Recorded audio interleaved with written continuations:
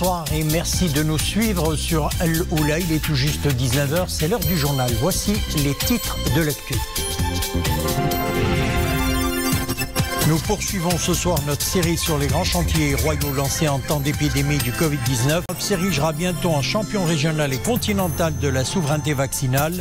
Nous en parlerons ce soir avec, en direct par Skype, le directeur du laboratoire de biotechnologie de la faculté de médecine et de pharmacie de Rabat.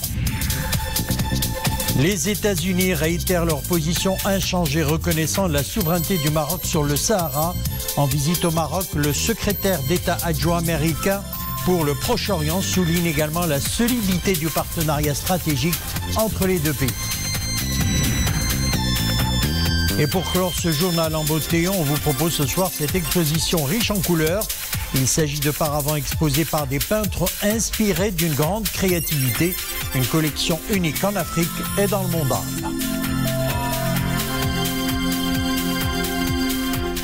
Nous poursuivons ce soir notre série sur les grands chantiers royaux lancés en temps de crise sanitaire de l'épidémie du Covid-19. Le Maroc s'érigera bientôt en champion régional et continental de la souveraineté vaccinale en produisant à court terme le vaccin anti-Covid-19 et à moyen et long terme d'autres vaccins pour le pays et pour l'Afrique. Mohamed Aïtlchka.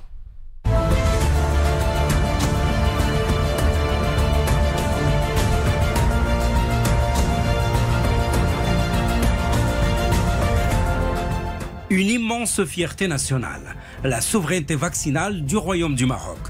Ce n'est pas un simple vœu, ce n'est pas une simple ambition. Le Maroc a déjà effectivement entamé le processus visant à le doter de capacités industrielles et biotechnologiques complètes et intégrées, dédiées à la fabrication justement de vaccins.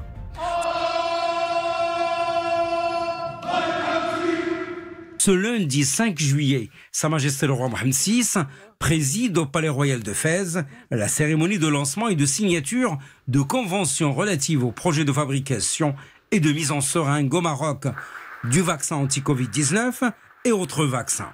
Le processus est enclenché et bientôt commencera la production effective dans notre pays du vaccin anti-Covid-19. Et dans 5 ans, tout au plus, le Maroc s'érigera en champion continental du vaccin et des biothérapies, capable d'assurer les besoins sanitaires du continent à court et à long terme.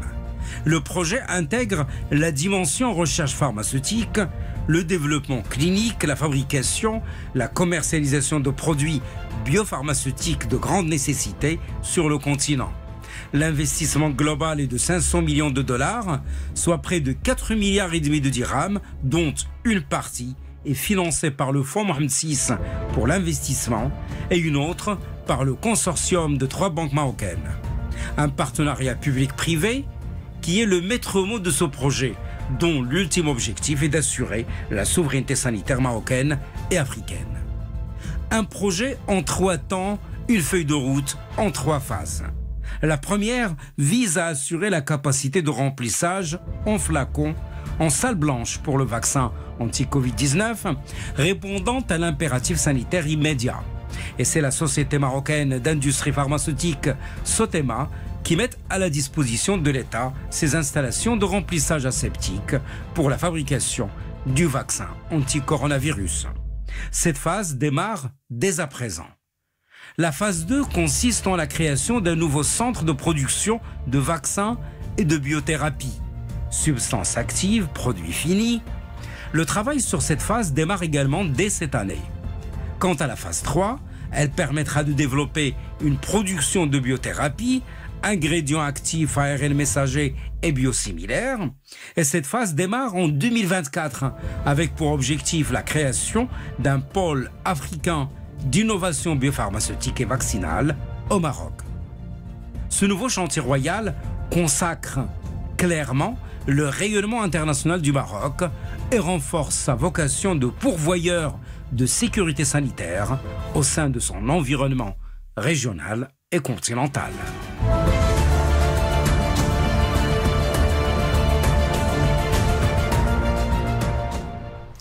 Le chantier royal de souveraineté vaccinale est donc sur les rails. Le royaume dispose des compétences et se dote à présent de l'expertise. Nous avons justement avec nous en direct le professeur Azdine Ibrahimi. Bonsoir.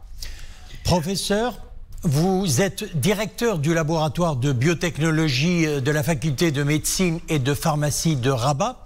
Alors, ma première question, comment se concrétise cette souveraineté vaccinale au Maroc ? Ouais, tout d'abord, je dois vous féliciter pour ce reportage de maître qu'a réalisé Saïd Chgar, parce que là, il a repris tous les points très intéressants qui étaient là, partenariat public-privé, transfert de technologie, vraiment être leader en biotechnologie médicale. Mais je pense que là, on parle plus de vision. Et comme vous l'avez très très bien vu dans le reportage, on est en train de parler de plan d'action. Donc là, il y a du court, moyen et long terme. Et je pense que ça, c'est quelque chose d'exceptionnel pour le Maroc. Je pense que Sa Majesté, dès le départ, avait pensé qu'en fin de compte, que la vaccination et le vaccin seraient la solution. Et dès le départ, on a créé un écosystème. Cet écosystème qui est plus ou moins réglementaire, administrative, des essais cliniques, et aussi vraiment de valoriser les plateformes préexistantes au Maroc. Donc ces plateformes-là qui sont déjà existantes, je pense qu'on va dès le départ et dans quelques mois, Inch'Allah, avoir la possibilité de produire des vaccins marocains. Et tout le monde sait avec les chiffres qu'on a aujourd'hui, on en a besoin de ça. Mais aussi pour l'Afrique, parce que je rappelle, en fin de compte, au niveau du continent, moins de 1%, sinon 1%, pas plus, qui sont vaccinés. Donc là, c'est vraiment répondre à un besoin national et à un besoin continental universel. L'autre chose qu'a dit dans le reportage, c'est en fin de compte excellent, c'est de ramener ces nouvelles plateformes qui seront excellentes avec une expertise. Là aussi, la formation jouera un très très grand rôle. On avait commencé, nous, ça fait des années à former des gens, mais là, de plus en plus avec vraiment le défi qu'a lancé Sa Majesté, parce qu'il était clair. Il avait dit qu'en fin de compte, que le Maroc voulait être leader en biotechnologie médicale. Et je suis sûr qu'on sera vraiment à la hauteur de vraiment cette ambition royale pour vraiment, à travers un partenariat public-privé, la diaspora marocaine, être capable dans les 4 années à venir peut-être produire un vaccin made in Morocco 100%. Le Maroc figure donc dans le peloton de tête des pays en termes de taux de vaccination de la population. Mais en attendant l'immunité collective, le respect des mesures barrières s'impose plus que jamais. Nous en parlerons, professeur, dans un instant. Vous restez avec nous le temps de jeter d'ailleurs un coup d'œil sur la situation épidémiologique. Une situation qui s'aggrave. 9 428 nouvelles contaminations ont été recensées ces dernières 24 heures, 27 décès. Les cas actifs se chiffrent à 37 329. Les cas sévères et critiques sont au nombre de 810, dont 23 intubés. Et puis ces derniers jours, la campagne vaccinale s'accélère. 12 971 479 personnes ont reçu leur première dose, au moment où 10 15 447 ont reçu leur deuxième dose. Alors, professeur, la situation est réellement alarmante. On a vu les chiffres. Votre commentaire sur cette nouvelle vague ? Ben voilà, en fin de compte, si vous je suis passé avec vous plusieurs fois, mais je pense que le grand public a compris, en fin de compte. Avec la grande mobilité qu'il y a eu ces dernières semaines, en fin de compte, avec aussi l'arrivée de pas mal de gens de l'étranger, aussi avec la circulation très rapide du Delta, tout le monde était... On n'avait pas besoin vraiment d'un expert pour le dire. On savait que ça allait exploser. Je pense le résultat là, il faut qu'on l'assume tous, en fin de compte. Il y a 3, en fait, chiffres très importants qui sont, le premier chiffre, c'est en fin de compte le nombre d'infections. Il a augmenté de façon dramatique. Je pense là, on reviendra comment plus ou moins le contenir. Le deuxième point, c'est en fin de compte la capacité de Maroc à administrer des tests. Aujourd'hui, on est passé à un record, 44 000 tests administrés. Le troisième point qui me fait énormément plaisir, c'est en fin de compte cette vraiment approche participative et la vaccination de masse que les Marocains ont bien compris l'enjeu. Ils sont là. J'espère, et c'est ça mon souhait en fin de compte. Comme on l'a fait pour la vaccination, que les Marocains vont comprendre qu'en fin de compte, pour s'en sortir dans les 2-3 semaines, il faudra absolument revenir à ces gestes barrières, parce que le chiffre d'infectés est très dramatique pour le contenir tout simplement par la vaccination. Alors, professeur, autre point à soulever pour éclairer les téléspectateurs, il y a des cas de personnes vaccinées qui se retrouvent en réanimation. Alors, comment est-ce possible ? Voilà, c'est juste pour une très belle question, très bonne question que je reçois souvent, c'est en fin de compte pour expliquer. Donc déjà parce que le Maroc, il a en fait vacciné avec 13 millions, il a vacciné 50% de la population cible. Et donc tout le monde comprend que le virus ne différencie pas entre une personne vaccinée et une personne non vaccinée. Il va s'attaquer aux deux. Et donc là, ce qui est avec la vaccination très bien, c'est qu'un nombre très limité de personnes vont développer des formes très graves.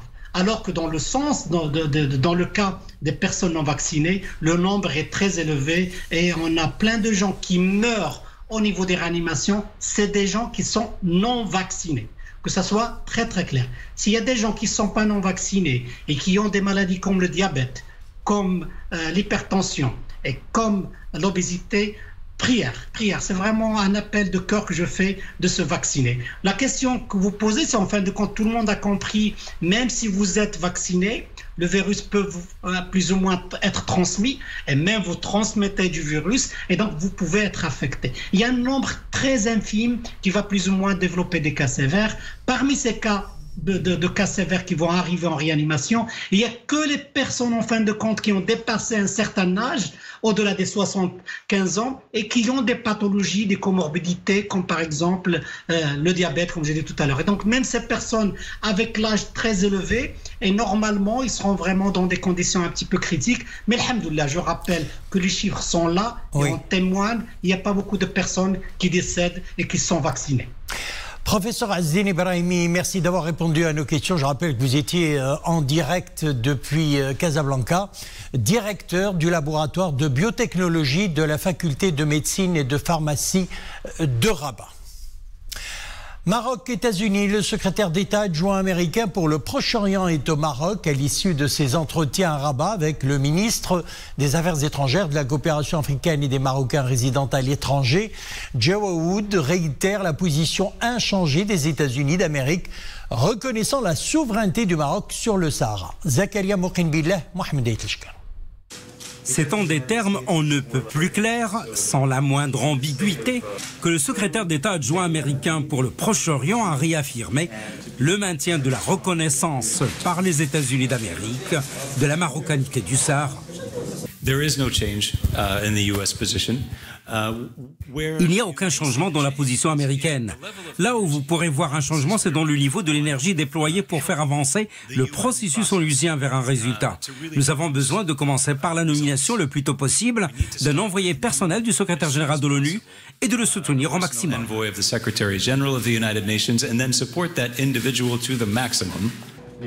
Le diplomate américain rappelle que les deux pays ont signé l'année dernière une feuille de route décennale pour renforcer la coopération en matière de défense. Il relève que le Royaume participe aux côtés des États-Unis à plus de 100 engagements militaires chaque année. Et au niveau des relations économiques bilatérales, le Maroc, dit-il, est le seul pays africain lié par un accord de libre-échange avec les États-Unis d'Amérique. Nous et nos entreprises considérons le Maroc comme une porte d'entrée vers le continent africain. Cette année, l'accord de libre-échange célèbre son 15e anniversaire. Les deux pays ont bénéficié énormément de cet accord, à travers la création de milliers d'emplois dans chacun des deux pays. Les échanges commerciaux ont été multipliés par 5, ils se chiffrent à 5 milliards de dollars annuellement. Le diplomate américain a mis en avant la coopération américano-marocaine en matière de lutte contre le nouveau coronavirus et a salué au passage la campagne nationale de vaccination. Inauguration hier à Rabat d'un centre documentaire d'Elis Benzekri sur la justice transitionnelle et les droits de l'homme. Un événement qui vient couronner la clôture du projet Jeunes pour la citoyenneté active de la fondation d'Elis Benzekri pour les droits humains. Reportage Barka Samir, les stagiaires Daoudi Aya, Al-Qadiri Hiba, Lehlou Mariam et Dominique Orlando. Son nom et son prénom sont une référence en matière des droits de l'homme au Maroc.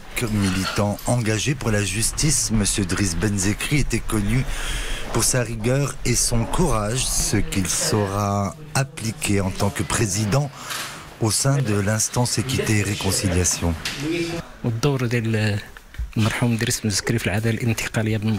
Le rôle de feu M. Benzekri dans la promotion de la justice transitionnelle au Maroc a toujours été capital et essentiel. Parmi les objectifs du programme Jeunes pour une citoyenneté active qui a duré 3 ans en partenariat avec l'Union européenne, il y a donc l'inauguration de ce centre de documentation. Le centre est ouvert à tous. Il possède d'ores et déjà toute une variété de documents qu'il est possible de feuilleter selon la langue de son choix. Il y a un centre physique et il y a une bibliothèque en ligne qui contient plus de 138 livres en anglais, français et en arabe sur les thématiques des droits de l'homme qui seront disponibles dans ce sens. Au cœur des préoccupations du centre, il y a la jeunesse et sa formation à toute forme d'éveil, éveil aux droits humains, éveil à la citoyenneté. Je suis participant au projet de la Fondation Driss Benzekri portant sur la culture des droits de l'homme, un projet 100% dédié aux jeunes qui ont participé à la réalisation et à la diffusion de vidéos sur la thématique des droits humains. Situé à une dizaine de kilomètres de Rabat, le centre Benzekri de documentation des droits humains au Maroc sera très prochainement relié par plusieurs navettes opérationnelles au quotidien et dans les deux sens. On parle météo à présent, nouvelle vague de chaleur attendue sur la majeure partie du royaume. Il fera d'ailleurs très chaud à partir de demain et ce jusqu'à samedi. Le mercure atteindra entre les 44 et 46 degrés les provinces d'Assazag, Rachidia, Taroudan, Smara, Tata et Zagoura. La Direction générale de la météorologie nationale annonce également des températures variant entre 42 et 45 degrés. Elles concerneront les provinces de Beni Mellel, Boulmel, Hajb, Al-Qala'at Srarna, Fez, Figuig. Sont concernées également les provinces de Fqi Ben Salah, Gersif, Jarada, Khmisset, Khouribga, Khnifra, Meknes. Il fera également très chaud à Moulay Yaqoub, Marrakech, Al-Hamna, Oujdan Gad, Safrou, Stad, Taounet, Taourirt et Taza. Et pour clore ce journal en beauté, je vous propose cette exposition tenue au Théâtre National Mohamed V de Rabat. Cette fois-ci, ne sont pas exposés des tableaux, mais plutôt des paravents. Une exposition unique en Afrique et dans le monde arabe à laquelle ont assisté Abdelrahim Ben Chikhi, notre stagiaire Ilham Chblaoui. Le récit est signé Oumaïma Ramli. Verdure éclatante, mer cristalline ou encore des images de la vie quotidienne. Ces peintures mêlent entre nature et tradition, source d'inspiration pour de nombreux artistes peintres. Ce paravent est un paravent qui a que je considère une valeur historique, puisqu'il représente le café mort des Oudaya. C'est la culture de Rabat et du Maroc. Et ce tableau donc l'immortalise avant la rénovation qui a été faite il y a quelques mois. Ici, au Théâtre Mohamed V de Rabat, les paravents se transforment en tableaux. Une expérience exceptionnelle à tout point de vue pour la scène culturelle marocaine. Cette expérience a été une réelle évasion pour les artistes habitués à peindre sur un seul et unique tableau. Maintenant, avec les paravents, c'est l'occasion pour les peintres de sortir de leur zone de confort et stimuler leur créativité. Il s'agit de la deuxième rencontre de cette nouvelle édition. Elle intervient après celle tenue à Casablanca avec plus de 55 participants qui viennent des différentes villes du Maroc.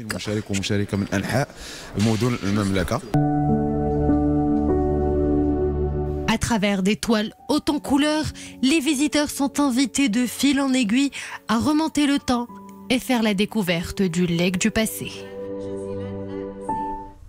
Voilà une exposition à visiter, c'est au Théâtre National Mohamed V de Rabat. C'est la fin de notre édition, merci de l'avoir suivi. Excellente soirée, on se retrouve demain à 19h.